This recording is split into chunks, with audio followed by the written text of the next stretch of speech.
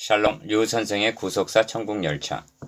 유도수 목사님의 신구약 성경 파노라마를 낭독하는 시간입니다. 지금은 열왕기하 파노라마 2장입니다. 엘리야를 승천케 하신 하나님. 2장의 중심점은 엘리야의 승천에 있습니다. 좀 더 정확하게 표현한다면 왕이 파송한 대사를 소환하듯이 하나님께서 선지자로 파송하셨던 엘리야를 하늘로 불러 올리신 것이 됩니다. 그것도 특별한 방법으로 말입니다. 이 사건을 구속사라는 맥락으로 본다면 어떤 의미가 있는가? 저들은 선지자 엘리야로 하신 하나님의 말씀을 받아들이지 않고 배척을 했습니다. 그러면 하나님의 말씀이 땅에 떨어져 저들에게 밟히게 되었단 말인가? 아닙니다. 하나님께서는 엘리야를 불수레와 불말의 호의 아래 승천하게 하심으로 엘리야가 전한 하나님의 말씀을 높이셨다는 것이 되는 것입니다. 이를 세 단원으로 나누어 관찰하겠습니다. 첫째 단원 1절에서 11절 갑절의 영감을 구한 엘리사. 둘째 단원 12절에서 18절 엘리야의 영감이 엘리사에게 임함. 셋째 단원 19절에서 25절 갑절의 영감을 받은 엘리사의 사명. 첫째 단원 1절에서 11절 갑절의 영감을 구한 엘리사. 여호와께서 회오리 바람으로 엘리야를 하늘로 올리고자 하실 때 엘리야가 엘리사와 더불어 길갈에 나가더니 합니다. 1절 먼저 하나님께서 선지자 엘리야를 특별한 방법으로 승천하게 하신 데는 어떠한 의미가 있는가를 추구해 보아야만 합니다. 1.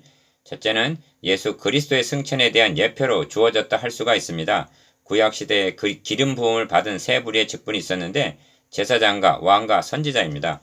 이들은 모두가 메시아를 예표하는 인물들이요. 그러므로 그들의 사명은 메시아적 사명이었던 것입니다.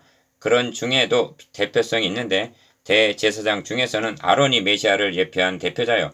왕들 중에서는 다윗이 메시아를 예표한 대표자요. 선지자들 중에서는 엘리야가 메시아를 예표하는 대표자로 세움을 받았던 것입니다.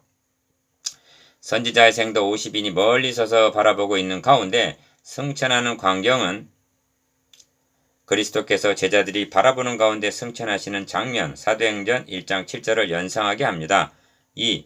둘째로 하나님의 말씀을 영화롭게 하신 것입니다. 우리는 하나님께서 엘리야에게 요단 앞 그리 시냇가에 숨으라 하심을 열왕기상 17장 3절 상고하면서 그것은 자연인 엘리야가 숨은 것이 아니라 하나님의 선지자 곧 하나님의 말씀이 숨은 것이다라고 했습니다. 그동안 아합과 백성들이 특별 섭리로 역사하시는 하나님의 능력을 목격하고서도 엘리야를 배척한 것은 개인 엘리야를 배척한 것이 아니라 하나님의 말씀을 배척함이었던 것입니다.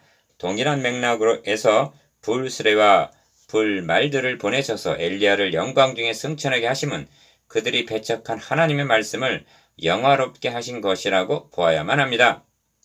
3. 셋째로 선지자의 제자들에게 용기를 주기 위해서였던 것입니다. 하나님은 엘리야를 단번에 올리신 것이 아니라 길갈을 출발한 엘리야와 엘리사를 베델로 여리고로 그리고 요단으로 보내시느니라고 말하는 것을 보게 됩니다. 이렇게 하시는 의도가 무엇인가? 이를 관찰해보면 보내심을 받은 곳마다 선지자의 제자들이 등장하고 있다는 것입니다. 베델에 있는 선지자의 제자들 3절, 여리고에 있는 선지자의 제자들 5절, 요단강가에 있는 선지자의 제자 50명이 가서 멀리 바라보며 그 두 사람이 요단가에 서 있더니 합니다. 7절. 그리고 더욱 분명한 점은 베델에 있는 선지자의 제자들이 엘리사에게로 나와 그에게 이르되 여호와께서 오늘 당신의 선생을 당신의 머리 위에 데려가실 줄을 아시나이까? 라고 3절 엘리야가 승천하게 될 것을 알고 있다는 점입니다. 이는 주의 영이 이를 알려주셨음을 의미합니다. 여리고에 있는 선지자의 제자들도 엘리사에게 나와 이르되 여호와께서 오늘 당신의 선생을 당신의 머리 위로 데려가실 줄을 아시나이까? 하니 엘리사가 이르되 나도 아노니 너희는 잠잠하라 합니다. 5절 이처럼 주 성령께서 사전에 알게 하신 것은 선지자의 제자들에게 엘리야를 승천하게 하는 장면을 보여주시기를 원하셨기 때문일 것입니다. 그렇다면 보여주시기를 원하신 의도가 무엇일까요?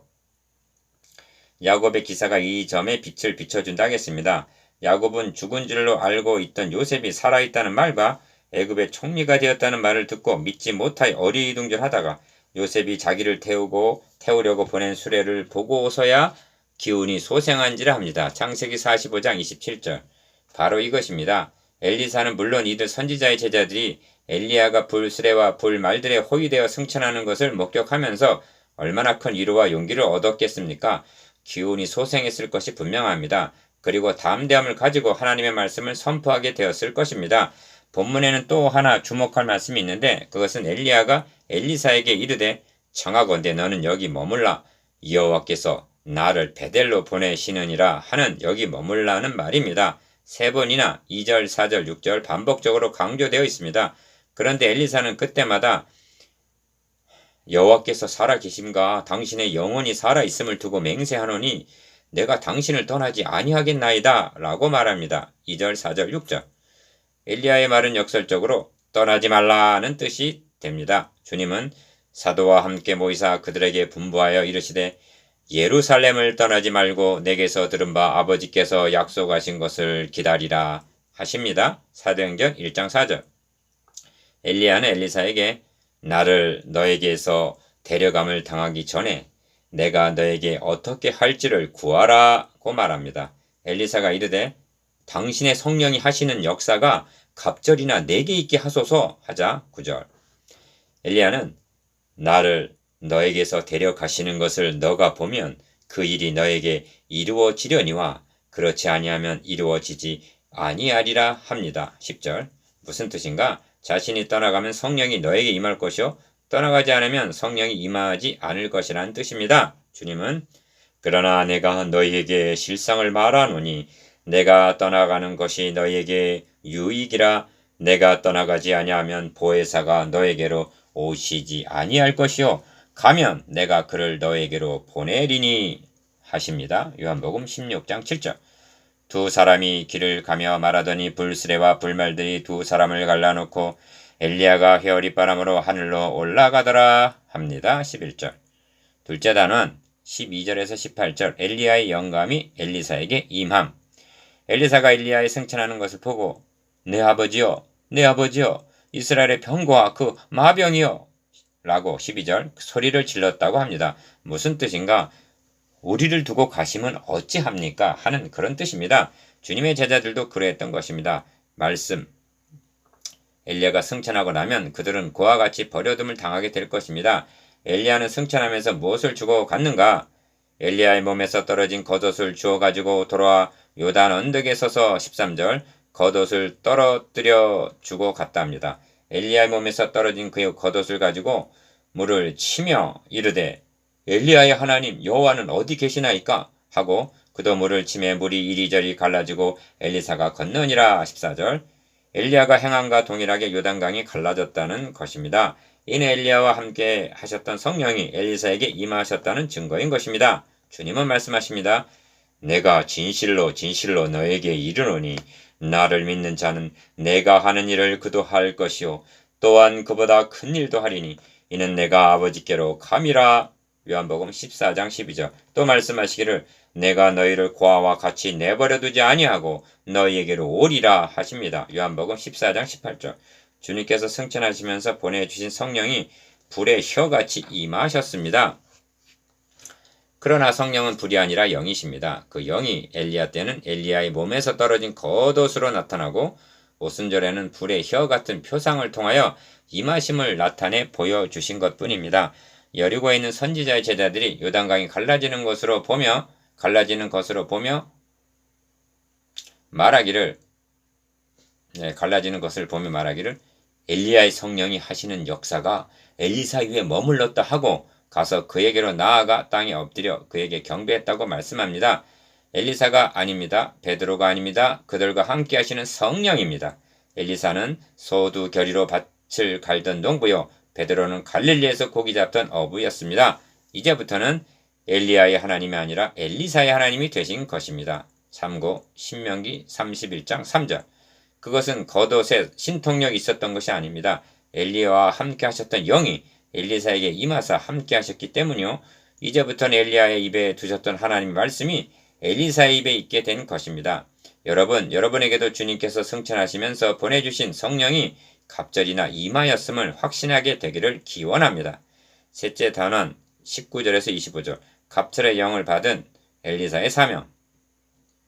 그 성읍 사람들이 엘리사에게 말하되 우리 주인께서 보시는 바와 같이 이 성읍의 위치는 좋으나 물이 나쁨으로 토산이 익지 못하고 떨어지나이다 하고 19절 문제를 제시합니다. 본 단원에는 엘리야가 승천한 후에 갑절의 영감을 받고 이 땅에 남아있게 된 엘리사가 행한 두 가지 사역이 기록되어 있습니다. 첫째 사역은 물이 나쁨으로 토산이 익지 못하고 떨어지나이다 하는 호소를 듣고 엘리사가 물 근원으로 나아가서 소금을 그 가운데 던지며 이르되 여호와의 말씀이 내가 이 물을 고쳤으니 이로부터 다시는 죽음이나 열매 맺지 못함이 없을지니라 고 선포하자 21절 그 물이 엘리사가 한 말과 같이 고쳐져서 오늘에 이르렀더라 합니다. 22절 고쳤다는 말이 두 번 나오는데 이는 익지 못하고 떨어지던 것을 결실케 하는 죽음을 생명으로 바꾸는 치료의 사역이었습니다. 둘째 기사는 이와는 반대로 엘리사를 초록하는 젊은 아이들을